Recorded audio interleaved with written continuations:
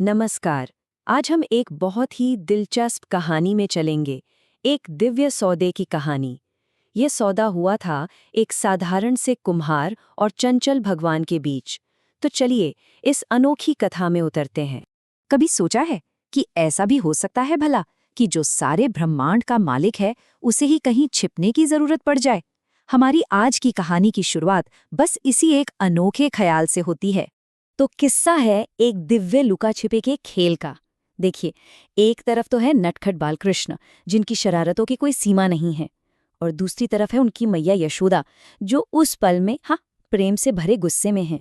तो हुआ यूं कि कान्हा की किसी शरारत पर मैया यशोदा को गुस्सा आ गया और वो हाथ में छड़ी लेकर उनके पीछे दौड़ पड़ी। और कान्हा, वो तो अपनी मैया के इस प्यार भरे क्रोध से बचने के लिए भागे। भागते भागते एक कुम्हार के पास जा पहुंचे, जो बड़ी ही शांति से अपने चाक पर मिट्टी के बर्तन बनाने में लगा हुआ था। हाँफते हुए कृष्ण ने बड़ी ही मासूमियत से उस कुम्हार से कहा, कुम्हार जी, अरे देखो ना, मैया आज मुझ पर बहुत गुस्सा है। वो तो छड़ी लेकर मेरे पीछे ही आ रही हैं। भैया, मुझे कहीं छुपा लो। उस कुम्हार ने जैसे ही बालक को देखा, वो तुरंत पहचान गया। वो जानता था कि ये कोई साधारण बालक नहीं, ये तो स्वयं परमेश्वर हैं। उसने देखिए एक पल भी नहीं सोचा और उन्हें एक बड़े से खाली घड़े के नीचे छिपा दिया। और तभी मैया यशोदा भी वहां आ गईं। पूछती हैं, क्यों रे कुम्हार, मेरे कान्हा को कहीं देखा है क्या? कुम्हार ने बस ना में सिर हिला दिया और मैया उन्हें खोजते खोजते आगे बढ़ गईं। और बस यहीं से किसी को छिपाने का ये जो साधारण सा काम था ना, वो एक असाधारण सौदे में बदल जाता है। ये एक ऐसा सौदा था जो सिर्फ और सिर्फ सच्ची भक्ति से ही हो सकता था। जैसे ही मैया आंखों से ओझल हुई, घड़े के नीचे से कान्हा की आवाज आई, कुम्हार जी, लगता है मैया चली गई हैं। अब तो मुझे इस घड़े से बाहर निकालो। लेकिन कुम्हार ने बड़े ही शांत भाव से जवाब दिया, ऐसे नहीं मेरे प्रभु। पहले आपको मुझे 84 लाख योनियों के इस बंधन से मुक्त करने का वचन देना होगा। वो जानता था, वो अच्छी तरह जानता था कि भक्ति का ऐसा पल जीवन में बस एक ही बार आता है। तो ये 84 लाख योनियों का चक्र आखिर है क्या? देखिए, हिंदू दर्शन के हिसाब से ये जन्म और मृत्यु का एक बहुत बहुत लंबा सफर है।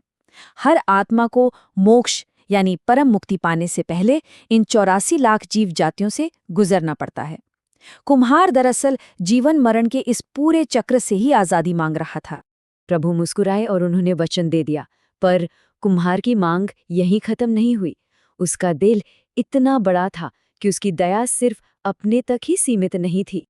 वो बोला, सिर्फ मुझे अकेले को नहीं प्रभु जी, मेरे पूरे परिवार को भी इस बंधन से मुक्त करने का वचन देंगे, तभी मैं आपको बाहर निकालूंगा। प्रभु ने प्रेम से उसकी ये बात भी मान ली। आप जरा इस कुम्हार का प्रेम देखिए, कहाँ तक फैला हुआ है। वो कहता है, प्रभु जी, एक विनती और है। जिस घड़े के नीचे आप छुपे हैं ना, उसकी मिट्टी मेरे इन बैलों की पीठ पर लद कर आई है। तो मेरे इन बेजुबान साथियों को भी 84 के बंधन से मुक्त करने का वचन दीजिए। कृष्ण इस निस्वार्थ प्रेम को देखकर और भी खुश हो गए और उन्होंने फिर से हाँ कह दिया। और अब आती है कुम्हार की आखिरी और सबसे गहरी विनती। एक ऐसी विनती जो इस कहानी को सच में अमर बना देती है और हम सबको अपने अंदर समेट लेती है। कुम्हार ने कहा, बस एक अंतिम इच्छा और है भगवन। जो कोई भी हम दोनों के बीच की ये बात सुनेगा, उसे भी आप इस 84 के बंधन से मुक्त करने का वचन दें। तो देखा, कुम्हार के प्रेम का दायरा कैसे बढ़ता ही गया। पहले खुद के लिए मुक्ति, फिर अपने परिवार के लिए, फिर अपने पशुओं के लिए, और आखिर में हर उस प्राणी के लिए जो इस कथा को सुन रहा है।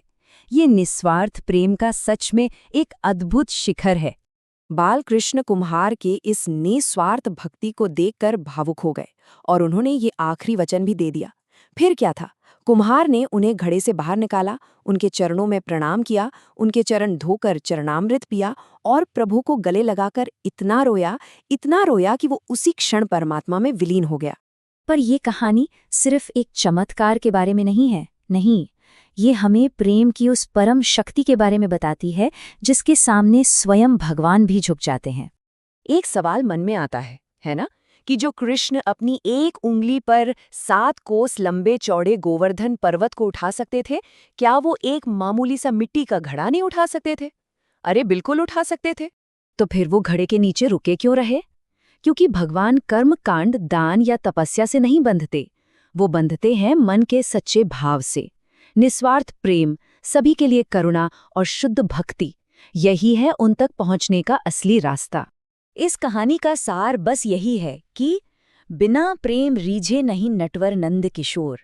जब तक मन में हर एक प्राणी के लिए प्रेम नहीं होगा, तब तक ईश्वर को पाना संभव नहीं है। भगवान शक्ति से नहीं, बल्कि अपने भक्त के शुद्ध और निस्वार्थ प्रेम से बंध जाते हैं।